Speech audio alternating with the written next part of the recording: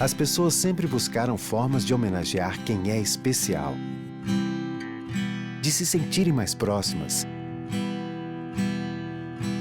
de demonstrarem esse amor.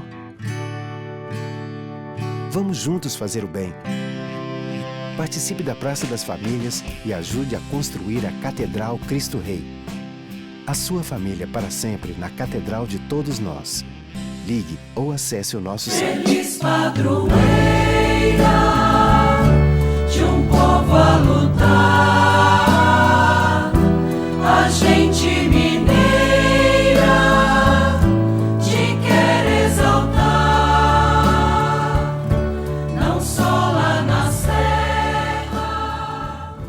Amado irmão, amada irmã, saúde e paz. Ecoa hoje em nossos corações a alegria bonita da festa que ontem, domingo, segundo domingo da Páscoa, celebramos, o dia da Divina Misericórdia. Somos sempre banhados pela misericórdia de nosso Deus. Por isso é que nós somos desafiados a aprender a lição e a nos desdobrar em misericórdia uns para com os outros. Somos chamados a compreender que a misericórdia de Deus não é fraqueza, é amor, amor que transforma. Por isso vamos trabalhar para aprendermos a lição, praticá-la e transformar o mundo pela força deste amor misericordioso. Por isso hoje nós celebramos na alegria deste tempo da Páscoa a festa da Anunciação do Senhor.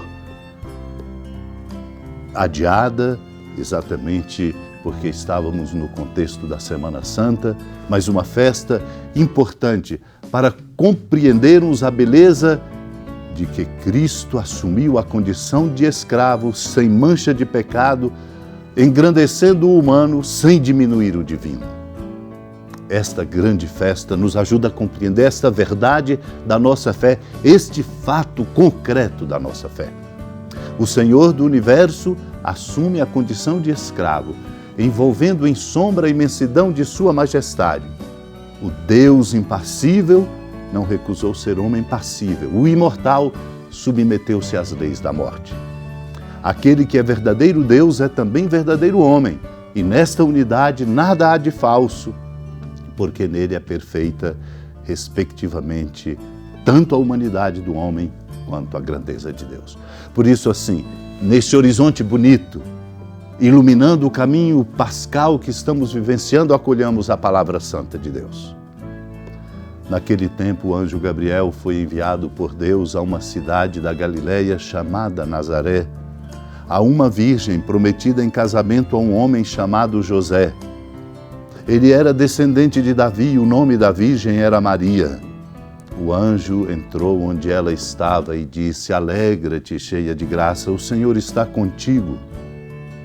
Maria ficou perturbada com estas palavras e começou a pensar qual seria o significado da saudação.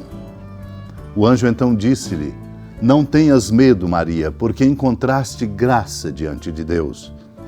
Eis que conceberás e darás à luz um filho a quem porás o nome de Jesus. Ele será grande, será chamado Filho do Altíssimo, e o Senhor Deus lhe dará o trono de seu pai Davi. Ele reinará para sempre sobre os descendentes de Jacó, e o seu reino não terá fim." Maria perguntou ao anjo: "Como acontecerá isso se eu não conheço homem algum?" O anjo respondeu: "O Espírito virá sobre ti e o poder do Altíssimo te cobrirá com sua sombra. Por isso o menino que vai nascer será chamado Santo, Filho de Deus." Amado irmão, amada irmã, o diálogo de Maria com o anjo é o diálogo de toda a humanidade com o coração misericordioso de nosso Deus. Um diálogo para compreender o alcance do amor misericordioso de Deus. Um diálogo que desafia. Por isso Maria pergunta: "Como isso vai acontecer se não conheço homem algum?" É pela força, obra do Espírito Santo de Deus que ela concebe. Deus realiza nela para além de toda lógica e de toda explicação. Mostra, portanto, que a intervenção da graça de Deus realiza em nós o que nós, por nós mesmos, nem com a maior luminosidade da nossa razão podemos realizar. Por isso explica a Maria, também Isabel, tua parenta, concebeu um filho na velhice. E lembra, é o 6º mês daquela que era considerada estéril, porque para Deus nada é impossível. Para Deus nada é impossível. Somos chamados a caminhar na vida, ecoando em nossos corações esta certeza. Para Deus nada é impossível. É nele em quem devemos depositar toda a nossa confiança, porque Ele faz por nós aquilo que jamais poderíamos esperar. Assume a nossa condição mortal para nos resgatar da morte definitiva. Maria compreendeu a grandeza do mistério e por isso disse, um dizer que tem que ser o nosso: eis aqui a serva do Senhor, faça-se em mim segundo a tua palavra. Bastou isso para o anjo retirar-se, para dizer, aqui está o ápice do encontro e do diálogo entre Deus e a condição humana. São Leão Magno, escrevendo, Papa do século V, diz assim, a humildade foi assumida pela majestade, a fraqueza pela força, a mortalidade pela eternidade. Para saldar a dívida de nossa condição humana, a natureza impassível uniu-se à nossa natureza passível. Deste modo, como convinha a nossa recuperação, o único mediador entre Deus e os homens, o homem Jesus Cristo, podia submeter-se à morte através da sua natureza humana e permanecer imune em sua natureza divina. A festa da Anunciação, fixando o olhar nela, Maria, que faz, portanto, esse papel de vértice entre o diálogo de Deus com a humanidade, da humanidade com Deus, é para compreendermos que o Senhor do Universo assume a condição de escravo, envolvendo em sombra a imensidão de sua majestade. Ele assume a nossa condição mortal, a ela se submetendo, o imortal que submete-se às leis da morte.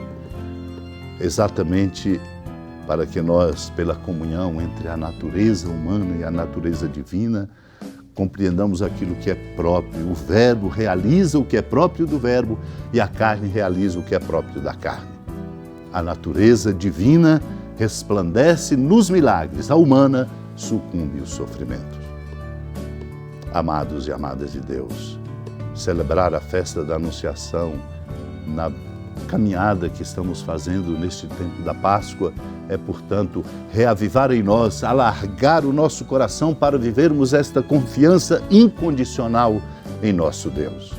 Para Deus, nada é impossível. Somos chamados a experimentar a força dessa misericórdia, o que significa, portanto, que cada um de nós, olhando a si, sem medo, sem subterfúgio, sem esconder nada, sem nada encapar, cada um olhando a si, de dentro da sua fraqueza, da sua condição de escravo, do seu limite, possa abrir-se para experimentar a grandeza do que só a graça de Deus pode realizar em nós. Por isso nós não podemos caminhar apenas confiando em nós mesmos, embora o nosso esforço deva ser grandioso, sempre. Temos muitas labutas, necessidades, muitas respostas a dar no contexto da nossa sociedade. A nossa fé é uma fé que nos abre a ação da graça de Deus, desta força que produz em nós a transformação, a conversão e a vida nova. Deus nos ajude a abrir-nos a essa graça de Deus, como Maria abriu-se a ela e disse, e digamos com ela, eis aqui a serva do Senhor, faça-se em mim segundo a tua palavra. Senhora da piedade, Mãe Virgem do Cristo Deus. Lembrai-vos, ó piedosíssima Virgem Maria, que nunca se ouviu dizer que alguém daqueles que, tendo recorrido à vossa proteção, implorado a vossa assistência e reclamado o vosso socorro, tenha sido por vós desamparado. Animado com igual confiança, a vós recorro, ó Virgem das Virgens, e gemendo sob o peso dos meus pecados, me prostro a vossos pés. Não desprezeis as minhas súplicas, ó Mãe do Verbo encarnado, mas dignai-vos de as ouvir propícia e de me alcançar o que vos peço. Amém. Feliz padroeira de um povo a lutar, a gente mineira te quer exaltar, não só lá na serra, tu és esplendor de toda esta terra, também és fulgor.